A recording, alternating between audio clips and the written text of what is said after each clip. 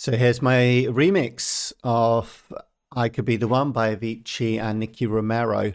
This one's got over 14 million streams at the moment, and very, very proud of it. So I thought I would go through and show you why I made this track and my thought process behind it.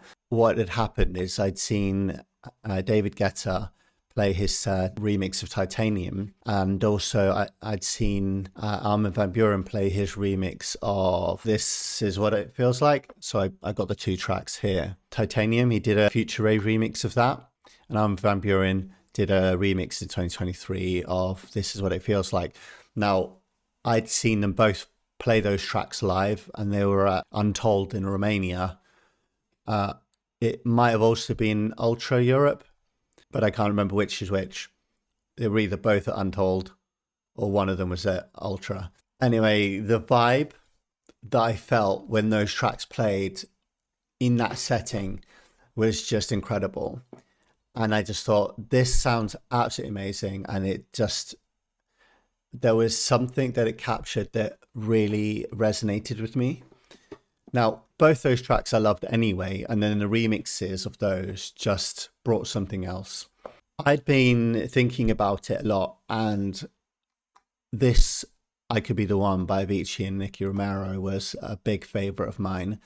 And I thought that track really needed a Future Rave vibe, which it's kind of trance, really. I mean, we'll call it a Future Rave, but let's be honest, it's basically trance, slight elements to it, but that's why I went and did this track. You may have seen the YouTube video and wondered why I put the video that I did. It's here. The reason I did this video is because I wanted to capture that feeling and that vibe that I was going for with the festival. I mean, I would have recorded myself playing it at Tomorrowland or Untold or Ultra Europe, or I'd have done, I'd have recorded my own doing it at a main stage, but I'm not at that level where I'm doing main stage sets. So how could I get that visual effect to set in with what I was going for and what I'd set out to do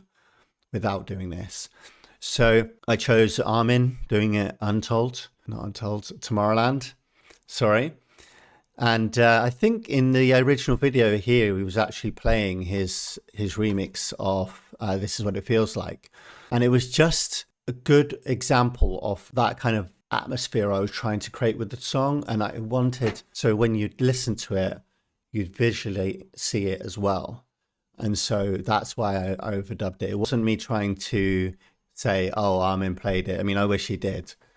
But it was just me wanting to capture and create that moment visually to go with the music. So I did say in the disclaimer here, you didn't play this at Tomorrowland.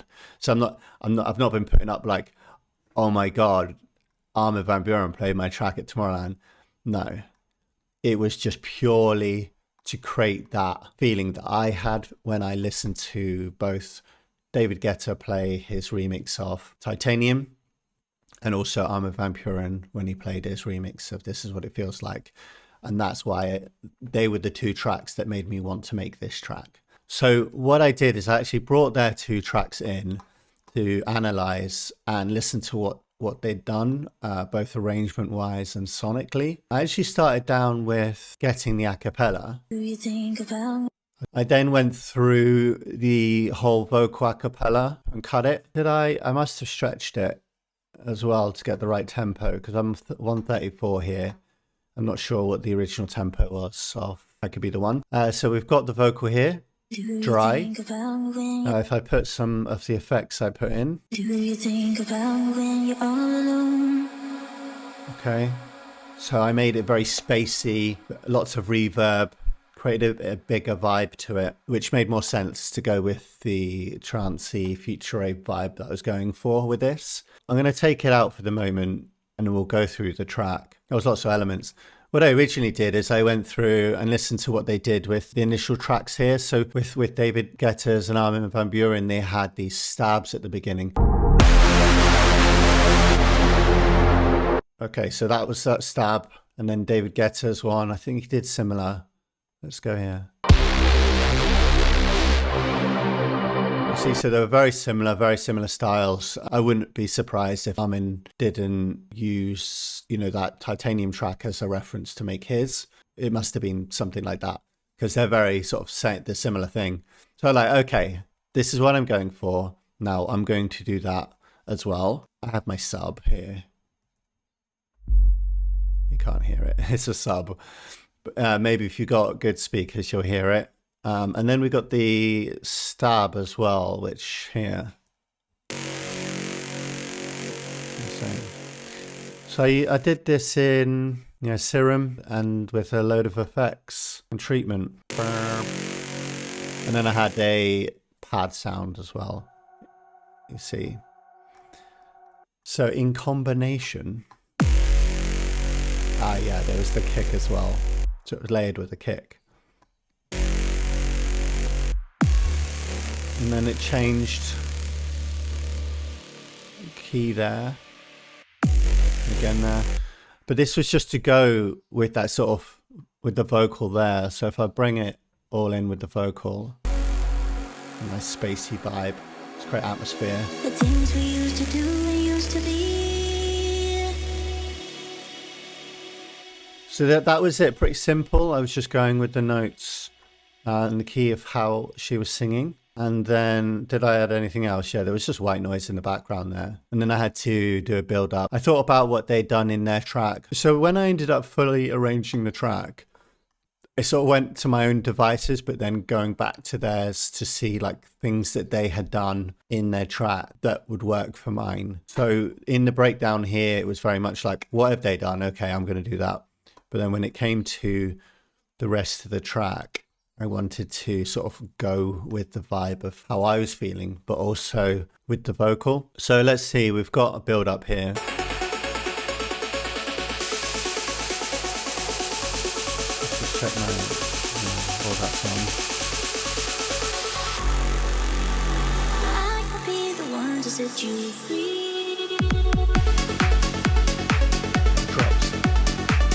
So I didn't go through my arpeggiator. I actually bounced it down here. So you'll see what, yeah, okay, so I remember this one. What I'd originally done is when I was listening to the vocal, I was creating chords to go with those vocals. I ended up going with a different melody and things than the original I Could Be the One track. I did play with the idea of using that bit. There was one element or section where I'd done the melodies from I Could Be the One, but didn't end up using it. I wanted to sort of do my own thing so that the track, essentially without the vocal, is a completely new track. So yeah, chords, and then I just put an arpeggiator on them. So I had an arpeggiator on the channel, so it was chords, and then an arpeggiator on top of it. I had more things as well, like auto pan and things like that. So that is what was creating the main hook of the track. Simples. I actually put a cheeky little crowd noise in because it helped to create that atmosphere and vibe that I had feeling when I was listening at festivals. So it was just this very much a goosebumpy feeling, and I felt that adding a crowd cheering noise would add to that. Let's see if we can do them together.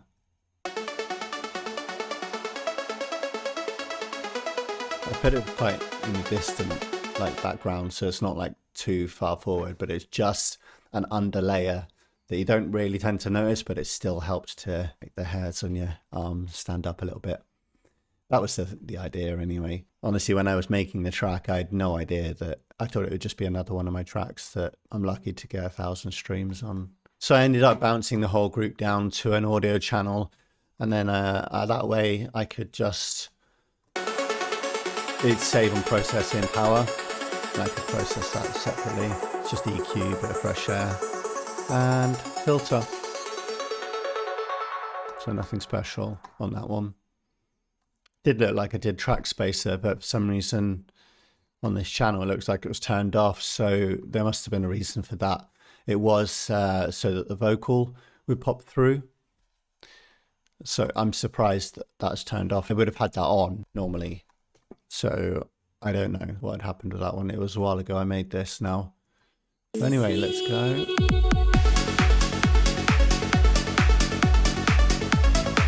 And then where do we go from there? So we had a sub and a synth going at the same time. You see it's doing an effect. Now, to do that, I actually just use AutoPan. Now, Ableton 12 has changed it now where let's bring it up. So they've made it AutoPan and tremolo. You can make it do this effect now. Whereas before I had to make the shape, what was it, the phase different and things like that to give it that tremolo effect. So essentially now you can do tremolo, but without having to mess around with the settings too much. If you could see here, go down into that bit there. It's just changing the sync rate. So if you look at this bit here, it's the rate.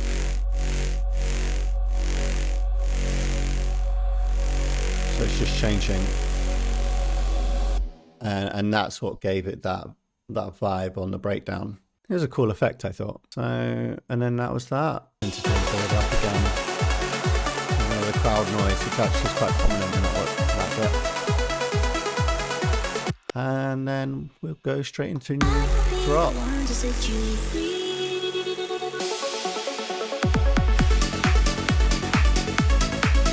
I did a few more extra strings to help give it a bit more hype on this one. And that was essentially the track. So yeah, and then I matched it up with the video, put it on YouTube, and that was it actually. I didn't promo it or market it or do anything. Not from lack of wanting to, I guess. I just, I'm not very good at all that stuff. And I certainly don't have the budget to throw at it either. I'm just a guy on my own doing this. You know, I'm not mega bucks guy with a big label behind me or anything like that. It's just a small dude living in Bournemouth making music. So yeah, there you go. And that's it. I hope you liked it. And thanks for watching with me.